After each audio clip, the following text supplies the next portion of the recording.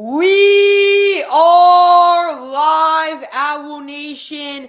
I am JJ Met solo for today's post-game podcast, but an absolutely amazing victory. So much to be happy about if you are FAU right now, and I am jumping for joy. What a day it is for Owl Nation. You started out with a blowout win in football over Tulsa, and then you blow out a very good Charleston team in the Field of 68 Classic. It doesn't get better than this. It really doesn't get better than this. This is such a good day for Owl Nation, for Owl basketball, man. And I am jumping for joy. And if you guys don't know, I was very high on this team entering the season. I said this team might be more talented than the Final Four team. And that's because of how highly touted these guys are, how highly recruited some of these guys that we have are out of high school. Cannon Carlisle, future 5-star recruit, was supposed to be a lottery pick. Same thing with Devin Williams, 5-star recruit, transferred for more playing time from UCLA. Same exact thing with Isaiah Elohim. This is looking like a really, really good put-together team that's gelled better, that's more cohesive, that shoots the ball better. In all facets of the basketball, I think we are better than what we were last year. I think you have an argument to state this team is better and more talented than the Final Four team. And I am absolutely pumped up. I am really, really happy. And when we look here, the box score doesn't say it all. The final score doesn't say it all. But from the tip-off on, FAU was dominating this game. Last night when we saw Charleston play Liberty, Charleston hung in there. FAU went up by double digits within the first 10 minutes of the game, and they never lost that lead. There was no point in the game where I felt as if we were going to lose that game. And that just goes to how we kept our foot on the gas for a full 40 minutes. We played really, really good basketball, and I'm proud of that. If you're wondering why is there no Blake, why no Sebastian, why no Hudson, why am I solo today, they couldn't join us. They will be on tomorrow. We're going to have a full live show tomorrow, but I am absolutely pumped up. So let's get into some of the stats here with the box score. Your big Xander Bentalone, our big, 2 rebounds, 11 points. Not a big night. He didn't have to do too much. He only played 17 minutes, but still was really able to get some blocks on defense. Wasn't able to contain Maho as much as we wanted him to down low.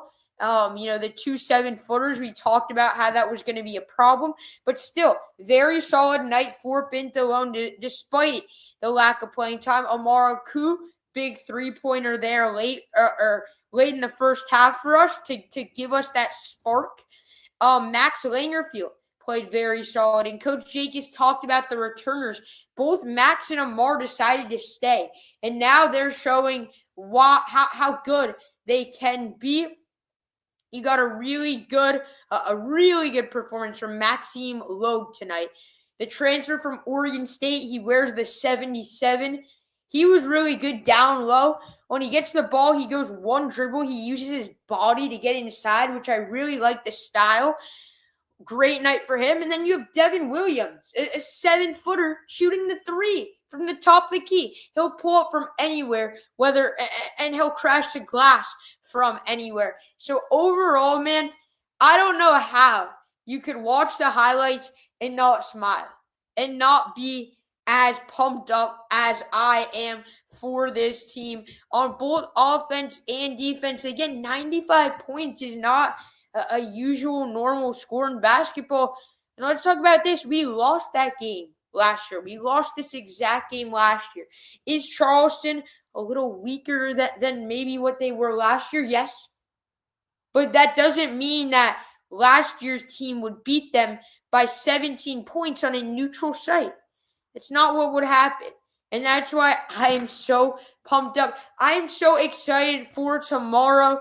Let's talk about some of the things that I think we might need to improve on. Fouls. They got to the line a lot, 24 total free throws. We had 10 second half fouls. You got to clean that up. When we foul them on every possession, that's not ideal, especially when you give the team 21 points off free throws. They shot 88% from the line. Credit to them. If they would have shot how Boston College shot from the free throw line, we win that game easily. But they didn't. They capitalized on those free throws. And if we give other teams 25 free points off free throws, we're going to lose a lot of basketball games. Rebounding, I talked about it. Man, I don't know how we got here. FAU out-rebounded Charleston. Charleston is a team with two guys who are 7 feet tall. 7 feet. I'll say that again. We don't have one 7-footer. Christian Reeves is 7'2", one of the best paint anchors in the country. Cole Mahat, 7 feet. We saw a lot of alley-oops to him. And FAU, out-rebounded Charleston. I said, let's stay within 10 of the rebounding battle. We didn't stay within 10 within Boston College. I would have been happy if we stayed within 10. And not only did we stay within 10, we out-rebounded them, ladies and gentlemen. So that is why I am absolutely excited, happy, whatever word you want to call it. Defensive steals, 4 steals. You know how aggressive Coach Jacob's teams are on defense. But this is one that I really like. This is one that I really, really like. Paint points. 42-28. And that shows that FAU has the bigs, the front court that we didn't have last year. Last year, Matas Volkatitis, love the guy, extremely inefficient though. I'm going to tell you how it needs to be heard. He was extremely inefficient, was Matas. He's now at Texas. I wish him the best in his career. But there were a lot of games that we single-handedly lost because of him not making the easy shots in the paint because of the lack of footwork that he showed. And then Baba Miller, again, not a great year for him last year either. This year, Devin Williams and Xander Pintalone are way ahead of where those two were last year. 42 total point painting. Let's not forget about Maxime Logie. Oregon State transfer, didn't really see him in the BC game. Got to show out tonight. Let's talk about Cannon Carlisle. We're so lucky to have Cannon Carlisle. Cannon Carlisle, man, I'm really, really happy to have Cannon Carlisle. This is a guy who was a former 5-star, had 14 points. Back-to-back games where he was the leading scorer. So pumped up about that as well. Owl Nation. I am joining the Coach Jacobs press conference. We'll try to see if we could do that live. If you guys want me to stay on for the live stream and ask Coach Jacobs some questions for you guys live, let me know because I can absolutely do that. But you guys got to let me know in the comments. If you guys don't want to see that, we won't do that. But drop in the comments. We got 38 people in here. Should we stay live? Yes or no? Do we stay live? Let's take a look. We'll get back to some of the comments in just a bit. But wow. This is extraordinary, man. This is a team that I didn't expect to be as good as they've shown, Owl Nation. And I think overall we should be jumping for joy. Now let's talk about something that I was concerned about heading into the weekend. Depth and having the personnel to play back-to-back games. College basketball teams never really play back-to-back games unless it's a tournament, a non-conference tournament. You don't have any conference games that are back-to-back. In the NCAA tournament, you usually have a day or two of a break. And we have to play back-to-back, unlike Liberty. Liberty gets that rest. We played 12 guys in the first half. That's a testament to the depth that we have. Josiah Parker, the highly talented freshman, the preseason freshman of the year, 17 minutes for him tonight.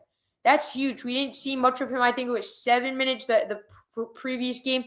Let's talk about Devin Vanderpool. This is a guy who chose FAU twice. Another great night from him, not just with scoring, but with the rebounds and assists. 6 rebounds, 5 assists. He can do it all. Really pumped up to see what he can do and what this team can do overall. Anthony Nigel says, stay live. We will show that up right here. Stay live from Anthony. Anthony, love Anthony. Huge fan of us. Anthony actually got third place in the bracket challenge that we hosted, the FAU bracket challenge that he hosted for March Madness. That was a great bracket challenge. Anthony in the top 3 for that one. Huge FAU guy. Thank you for the comment, Anthony. Yeah, we'll stay live for the post-game press conference. If you guys want us to stay live, we will stay live. And if there are questions you guys want to ask us, we'll ask them. Unless we're not allowed to stay live for the presser, which I don't see why we wouldn't be. We will stay live for sure. When it comes to the free throws I talked about last game, we missed 12 free throws. Tonight, it wasn't perfect. We missed 5, but still we shot 22. I think that's something to be happy with, the improvement within that. Creating shots. We talked about Charleston creating shots. They averaged 11.4 assists per game last year. 15.4 assists per game. We held them to just 15. Just got a text in here saying that we can't stay live. FAU SID coming in there. So, Anthony, sorry about that. We'll try to do that again in the future. We had just joined the Zoom link for the press conference with Jacobs, but we'll get that posted for you right after. If there are any final questions, we'll take them, because the conference is about to start here momentarily. I know it was a short stream, but I think I got everything that I needed to get in because we really covered it all. Really proud of this team. And let's shout out football. I think that we're clearly above the Tulsas of the world, the UABs of the world, and them. And Rice's. So thank you so much, everyone. As always, go Owls.